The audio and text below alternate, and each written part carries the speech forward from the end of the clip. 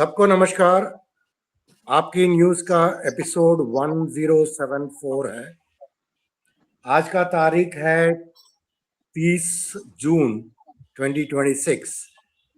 हमारे साथ आज फुल हाउस हैं। इतने सारे वॉलंटियर्स न्यूज पढ़ने के लिए उत्सुक हैं, तो हम एक के बाद सुनते हैं, एक के बाद एक से। पहले मैं निमंत्रण करूंगा सीमा मड़ीवाल जी से। आप दिल्ली का समाचार सुनाएं। धन्यवाद जी। नमस्कार, एकेएन टीवी में आपका स्वागत है। दिल्ली का समाचार आपके सामने।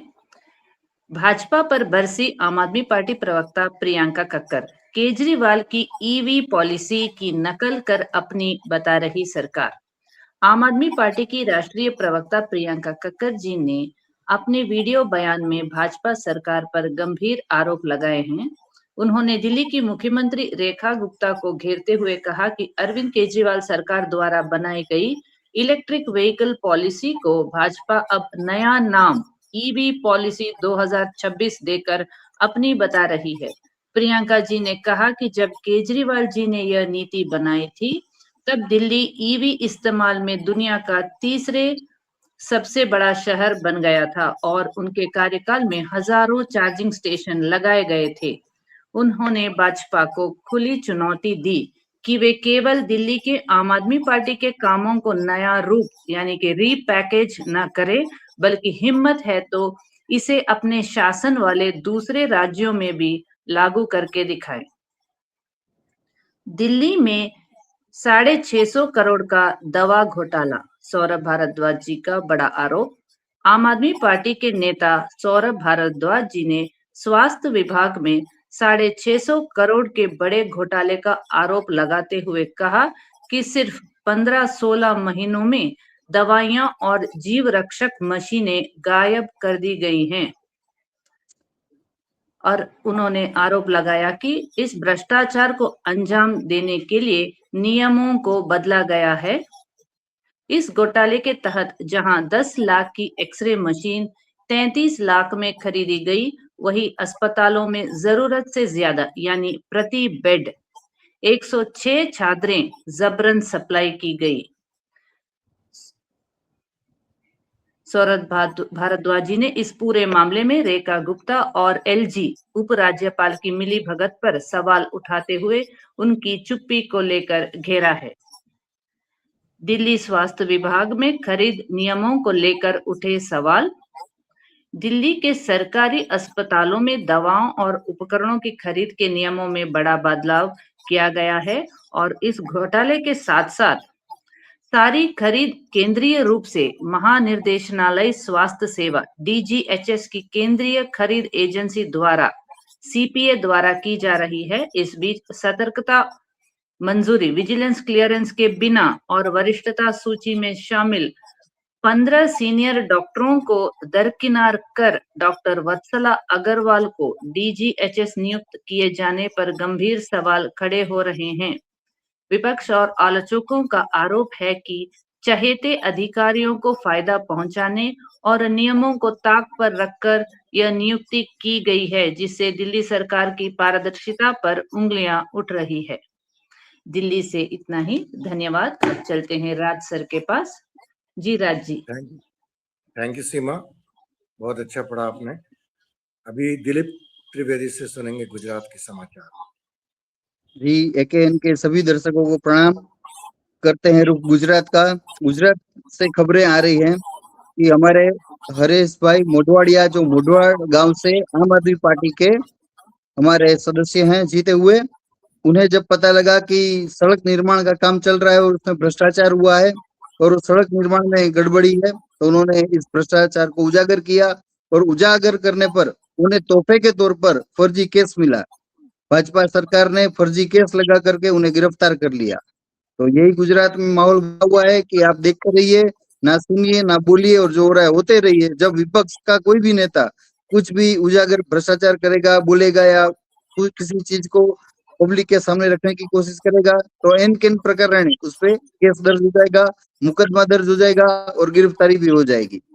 आगे चलते हैं। एमएलए विसावदर के हमारे गोपाल इटालिया जी ने सीएम भूपेंद्र पटेल जी को पत्र लिखा है कि आपको जो शांति प्रिय माहौल में किसान का आंदोलन चल रहा है उसको सुनना चाहिए, उसका सोल्यूशन लाना चाहिए और जितना जल्दी हो सके उतना किसानों को मिलकर के बैठक करके सोल्यूशन की तरफ आगे बढ़ना चाहिए। ऐसा पत्र आम आदमी पार्टी के विसावदर के हमारे एमएलए गोपाल इटालिया जी ने लिखा है।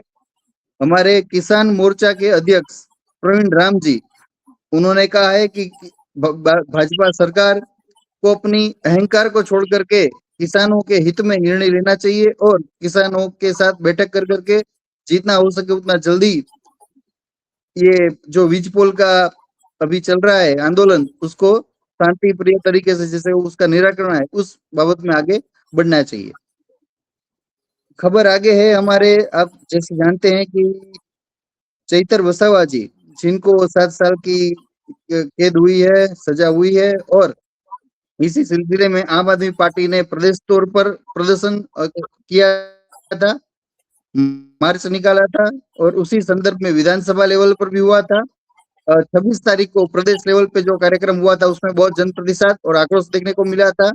26 के बाद 28 तारीख को पूरे गुजरात के विधानसभा लेवल पर मार्च रखा गया था और आज 30 तारीख को शाम को हर एक बोर्ड में, हर एक सिटी के जो बोर्ड होते हैं उसमें मार्च निकलना है और बहुत ही लोगों में आक्रोश है कि भाजपा सरकार ने सिटिंग एमएलए को ऐसे फर्जी केस कर करके और साम दाम दंड भेद में जब चैतर वसावा जी नहीं झुके और सत्य की लड़ाई अपनी आवाज बुलंद करने पर उन्हें जो ये फर्जी केस में जेल वाले किया है तो इसके विरोध में आज वार्ड लेवल पर मार्च होना है। तो ये खबरें थी गुजरात की और अब चलते हैं राज सर के पास आगे सिलसिला बढ़ाते हुए खबरों का। जी राज सर। थैंक यू दिलीप, आपने बहुत विस्तार से गुजरात का समाचार बताया। अभी हम केसरी जी से सुनते हैं अति आवश्यक और मान्यता रखने वाले समाचार और अंतर्जातीय समाचार जो इंडिया को अफेक्ट करते हैं, वैसा वाला। थैंक यू जी नमस्कार। आज का समाचार है, अगर एक इंसान बिना पानी के 3 दिन तक जिंदा रह सकता है लेकिन एक डेटा सेंटर 2 मिनट भी बंद नहीं रह सकता, तो अब हमें यह सवाल पूछना होगा, जब डेटा सेंटर भी इंसान की तरह चलने फिरने और काम करने सीख लेगा, तब उस इंसान का क्या होगा जिसके पास चलकर जीने के लिए कोई फैक्ट्री ही नहीं बचेगा।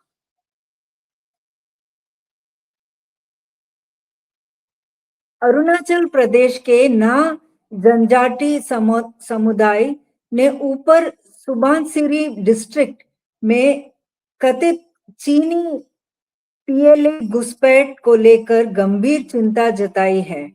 समुदाय का दावा है कि पिछले 6 सालों में उनकी पारंपरिक चारागाह और शिकारी की जमीन का बड़ा हिस्सा कब्जे में ले लिया गया है।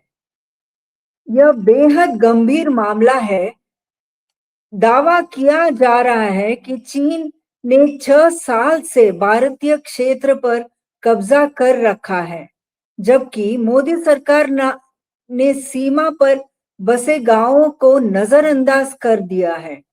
क्या प्रधानमंत्री मोदी में भारत की जमीन की रक्षा करने की दृढ़ संकल्प नहीं है? अंतर्राष्ट्रीय खबर जो हमारे लिए मायने रखती है। भारत में एप्पल के लिए एंटी ट्रस्ट मामला उसकी सबसे बड़ी रेगुलेटरी चुनौती बन गया है।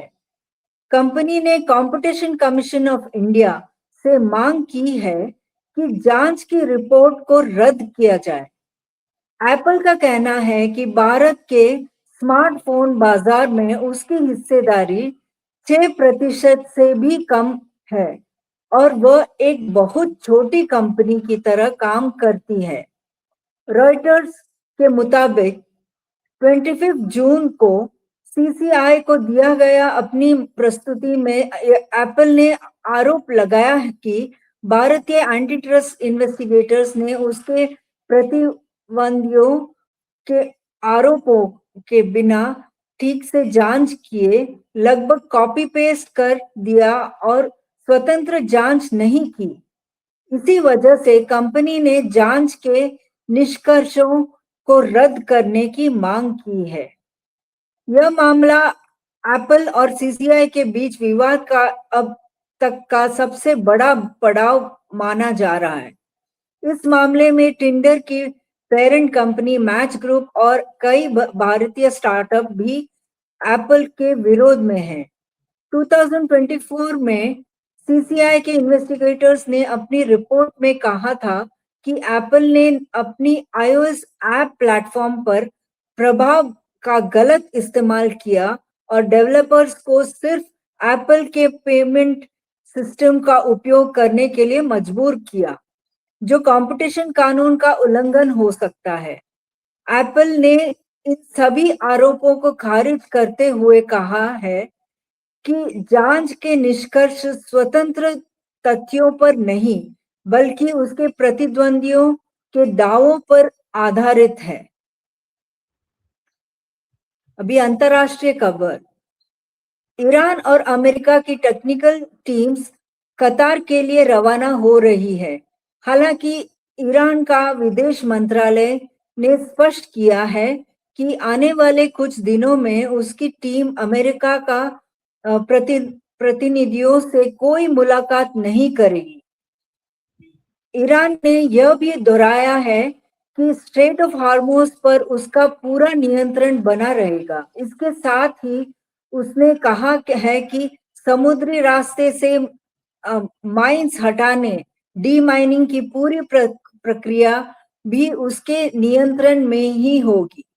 स्ट्रेट ऑफ हार्मोज दुनिया के सबसे महत्वपूर्ण समुद्र व्यापारिक मार्गों में से एक है, जहां से दुनिया के तेल और गैस का बड़ा हिस्सा गुजरता है। इसलिए इस क्षेत्र में किसी भी तरह के तनाव वैश्विक ऊर्जा बाजार और अंतरराष्ट्रीय व्यापार पर सीधा असर डाल सकता है। आज के लिए इतना समाचार। नमस्कार। थैंक यू केसरी जी। अभी दर्शन जी से सुनते हैं। आप 4-5 मिनट और एक्स्ट्रा ले लीजिएगा, आपके पास ज्यादा नहीं होता है। Thank you. नमस्कार, मैं दर्शन शर्मा आप सभी का स्वागत करती हूँ AKN टीवी इंडिया पर। मैं लेकर आई हूँ आम आदमी पार्टी से जुड़ी कुछ खास और अहम खबरें, जिसका असर राजनीति से आम जनता तक साफ दिखाई दे रहा है। तो बने रहिए अंत तक हमारे साथ। गुरदासपुर में भगवान शिव के नाम भव्य भजन संध्या, अरविंद केजरीवाल जी ने दिया सामाजिक बहिष्कार का संदेश। पंजाब के गुरदासपुर के बटाला में आयोजित भव्य भजन संध्या एक शाम भगवान शिव के नाम में आम आदमी पार्टी के राष्ट्रीय संयोजक अरविंद केजरीवाल जी ने भगवान शिव को नमन करते हुए जय भोलेनाथ और हर हर महादेव के नारे लगाए। इस अवसर पर अरविंद केजरीवाल जी ने कहा कि बार एसोसिएशन ने चढ़ावा चोरों का बहिष्कार किया। उन्होंने आरोप लगाया कि सरकार चंदा चोरों को संरक्षण दे रही है। बलूर में लोक मिलनी कार्यक्रम में भगवंत मान जी ने दी विकास की सौगात, नशे के खिलाफ सख्ती के दिए निर्देश। पंजाब के मुख्यमंत्री भगवंत मान जी ने मोगा जिले के बाघा पुराना विधानसभा क्षेत्र के गांव बलूर में आयोजित लोक मिलनी कार्यक्रम में लोगों का गर्मजोशी से स्वागत और धन्यवाद किया। उन्होंने गांव के विकास के लिए 51 लाख रुपए की चेक सौंपते हुए कहा कि आज पंजाब में 90% घरों के बिजली के बिल शून्य आ रहे हैं और राज्य शिक्षा मुफ्त व मुफ्त इलाज के क्षेत्र में देश में अग्रणी स्थान पर पहुंच चुका है। सांसद संजय सिंह जी ने राम मंदिर चढ़ावा मामले में बीजेपी सरकार पर साधा निशाना, जांच और पुलिस कार्यवाही पर उठाए सवाल। बिहार के वैशाली में संगठन विस्तार और पंचायत चुनाव की तैयारियों पर मंथन। दिल्ली आम आदमी पार्टी ने स्वास्थ्य विभाग में 650 करोड़ के घोटाले का लगाया आरोप। गुजरात आम आदमी पार्टी नेताओं ने कार्यवाही को बताया राजनीतिक प्रतिशोध। झारखंड राम मंदिर चढ़ावा मामले को लेकर आम आदमी पार्टी ने किया प्रदर्शन। महाराष्ट्र भर्ती घोटाले और महिला सुरक्षा के मुद्दे पर आम आदमी पार्टी का हमला। उड़ीसा में शिक्षा के मुद्दे पर भाजपा सरकार के खिलाफ आम आदमी पार्टी का अभियान। पंजाब मुख्यमंत्री भगवंत मान जी ने विकास, नशा विरोधी अभियान और भ्रष्टाचार पर दिए कड़े संदेश। राजस्थान, बूथ स्तर तक संगठन मजबूत करने पर आम आदमी पार्टी का जोर। तमिलनाडु में गांव में पेयजल पाइपलाइन की मांग को लेकर आम आदमी पार्टी ने सौंपा ज्ञापन। उत्तराखंड, नानक मत्ता विधानसभा में आम आदमी पार्टी का बढ़ा जनाधार। उत्तर प्रदेश में पुलिस उत्पीड़न के खिलाफ आम आदमी पार्टी का प्रदर्शन। तो ये थी देश में आम आदमी पार्टी से जुड़ी कुछ खास और अहम खबरें। कल फिर मिलेंगे नई खबरों के साथ, तब तक के लिए नमस्कार, जय हिंद, जय भारत। बहुत अच्छा पढ़ा आपने दर्शन जी, आपका तो भाषा भी और स्टाइल भी और बोलने का तरीका बहुत अच्छा है। Thank you so much for all of you joining today. See you tomorrow. सब खुश रहें।